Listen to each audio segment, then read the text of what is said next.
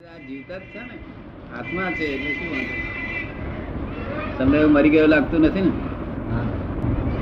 નથી ને ત્યાં આગળ બીજી પોતાની વસ્તુ હોય કેવી રીતે? આત્માની કોઈ વસ્તુ પોતાનું છે એ પારખું ના થાય એવું છે. ત્યાં દુઃખ નામનો ગુણ તો છે જ નહીં. દુઃખ હોય તો આ દેહ રે હોય. ફાઇલ નંબર 1 કેટલાક નંબરની ફાઇલ કરી છે? ફાઇલ નંબર 1 કહો છો ને? હે હેરાન કરે છે કે તમને ફાઇલ નંબર 1? એમ કોઈ દાડો મજા પાડે ને તેમાં આઈસ્ક્રીમ આવે તારે ટેસ્ટ લાવે ને એના કરતા દાદા પાસે લઈ આવે ત્યારે વધારે મજા આવે. હે એના કરતા આ ફાઇલ નંબર 1 દાદા પાસે લઈ આવે તો વધારે મજા આવે. હા તારે ફાઇલ નંબર 1 છે કે કર્મ નો કર્મ દાદાને અર્પણ કર્યા છે, પછી એ પોતે તદ્દન શુદ્ધ આત્મા થઈ ગયા. તદ્દન શુદ્ધ. પછી રહ્યું શું? દુઃખ આવે તો પાડોશી ને આવે, આપણે ક્યાં દુઃખ આવવાનું? આપણા દુઃખ નામનો ગુણ જ નથી ને. દુઃખ નામનો ગુણ જ નથી. અપમાન નામનો ગુણ નહીં, માન નામનો ગુણ નહીં, કોઈ દ્વંદ્વ નામનો ગુણ જ નથી. એમાં દરેક સુખ નું ધામ. એક ક્ષણ વાર બીજું કશું અડે કરે. જય સચિદાનંદ. નફો ના આડે, ખોટ ના આડે. નફો ખોટ બધું પાડોશી કે શું સમાધિ રહેશે? બરોબર સરસ રહે સમાધિ. આર્ત ધ્યાન રૌદ્ર ધ્યાન થતા નથી ને. જેને આર્ત ધ્યાન રૌદ્ર ધ્યાન ના થાય અને ભગવાન કયા? અરે આર્ત ધ્યાન રૌદ્ર ધ્યાન નહીં, કડાપો જપો ના થાય તેને ભગવાન. આ સંસારના સાધુ હોવું, આચાર્ય હોવું કે દરેક આચાર્યને કડાપો અજંપો થાય. કડાપો અજંપો તમને સમજ પડે ને? શું કડાપો અજંપો છે ને કહેવાય? ગુસ્સો આવે ને. આ પુસ્તક ખોયું નહીં. શિષ્ય આગુ પાછું મૂક્યું અને કોઈને ખોઈ ગયું.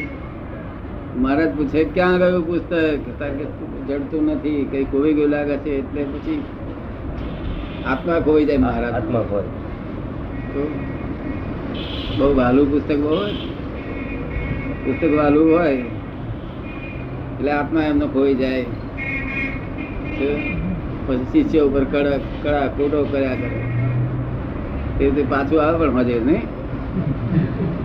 કેમ શિષ્ય જોડે કડા કોટો કર્યા પાછું ના આવે? કેમ એમ પાછું આવે ને? તો પાછું ના આવે તો આ ખોટ ખાધી. પછી એક તો પુસ્તક ખોઈ ગયું, ખોટ ગઈ, પછી બીજી ખોટ. બીજી ખોટ ખાય કે ખરો વેપારી બીજી ખોટ ખાય? આ સાધુઓ ખાય કે ના ખાય? તરત વેપારી માણસ બીજી ખોટ ના ખાય. એક ખોટ તો પુસ્તક ખોઈ ગયું, એ શિષ્ય કે ખોઈ ગયું, તારે કઈ આપણે કઈ ખોઈ ગયું. ચાલો ખોટ ગઈ તો પછી બીજી ખોટ એની ઉપર. ગળાપોર અજંપો, ગળાપોર અજંપો, ગળાપોર. તારામાં અક્કલ નથી, તેમ નથી, તેમ નથી. શિષ્ય તો સાંભળે વિચાર ક્યાં જાય? નહીં તો મહારાજ મારે કાઢી મેલે. પણ મનમાં ગાળો દે કે આ નઠારો ભલ્યો તારથી જ દુઃખી થઈ ગયો છે. આ નઠારો ભલ્યો તારથી દુઃખી થયો છે. તો મનમાં ગાળો દે કે ભગવાન નો ધર્મ વિતરાગ ધર્મ.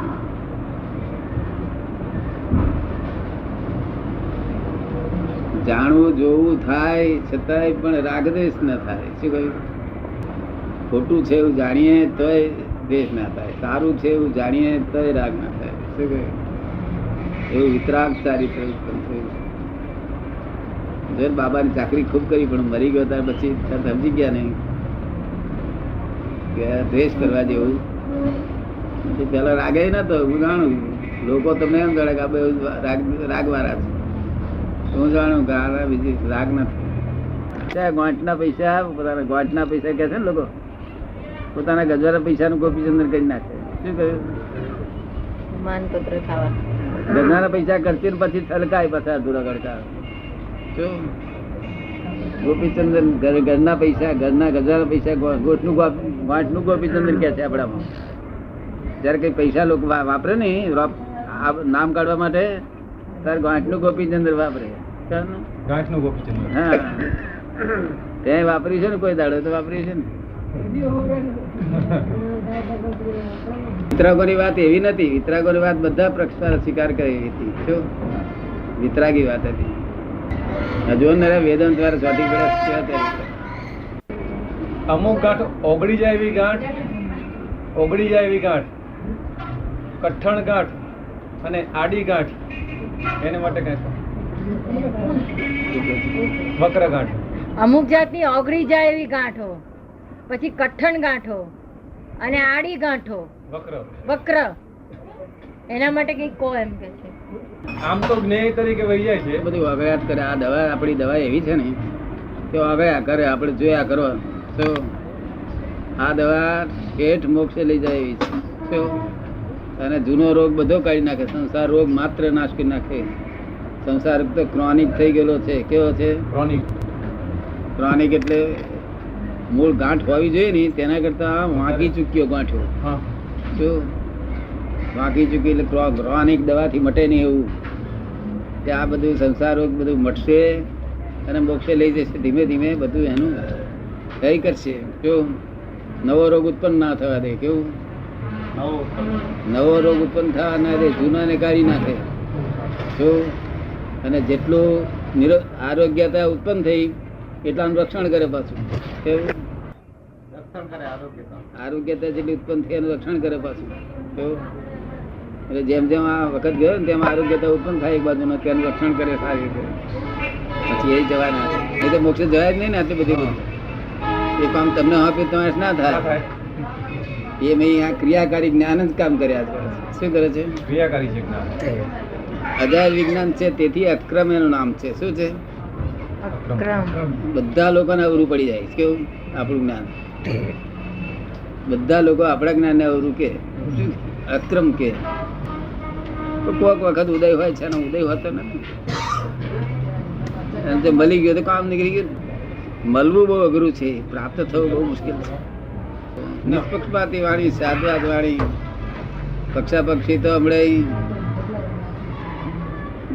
જૈન શાસ્ત્રો લઈને બેસીએ વાંચીએ તો અહીં કોણ કોણ છે? વેદાંતિઓ ભરે બધા ભાગી જાય. દિગંબરના શાસ્ત્રો લઈને બેસીએ નહીં તો શ્વેતંબરો ના પોહાય. જય સચિદાનંદ. બધી વાંકી ચૂકી ગાંઠો બધી વાગડી જાય.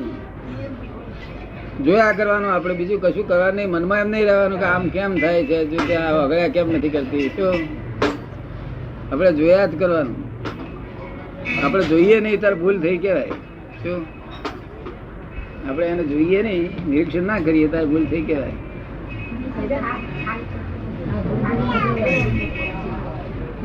તમારે ચાલે છે જોવાનું. આખું ઓસ્ટ્રેલિયા તમને આ રાજ આપી દે. અમને એક ગામનું રાજ હોય તો પણ ના, અમારો ગામનું જેવું રાજ કોઈ જગ્યાએ નથી. આખું ઓસ્ટ્રેલિયા આપે તો ના લે. નહીં અહંકાર ને બધો મારે અહંકાર. આપણે તો આ બધા જઈએ, આપણે પેલું એમનો સ્વીકાર કરીએ ત્યાર પછી આપણે ઘુસાડે. અમને તો વગાડવા બહુ મુશ્કેલ. કેવી ગાંઠો તે જાય બી ગાંઠો કેવી કહેવાય. પાછા નિર્ગ્રંથ કહેવાય. નિર્ગ્રંથ ને ગાંઠ વગડે નહીં એવી. લોકો લૌકિક માં તો નિર્ગ્રંથ કે ને એમ એવું કે નિર્ગ્રંથ. ઓહો બાહ્ય ગ્રંથિઓ નહીં, અંતર ગ્રંથિઓ. આ બહાર કેટલી બધી ગાંઠો અને અંદર કેટલી બધી ગાંઠો. સંસારીઓ કરતા વધારે ગાંઠો. સંસારીઓ તો કેટલીક ગાંઠો રહે. બધી આ ફાળ મળે નહીં, તેલ મળે નહીં, સીટ ગાંઠો બધી ગાંઠો હતી. આમાં દોડ ધમત જતી ઓગળી ગઈ. ગાંઠો હતી તો ઓગળી ગઈ ને દોડ. ઇન્કમ ટેક્સ વાળો હોય તે ગાંઠો ગાડી નાખે, સેલ ટેક્સ વાળો ગાંઠો ગાડી નાખે, ગાંઠો ગાડી. મહારાજ ને કોઈ વગાડ જ નહીં. તાર બાપા જે કોઈ વગાડે તારે ગાંઠે નહીં. તાર બાપા વગાડવા માટે બેસી નાખ્યું પણ છોટે ને ચાલે ને.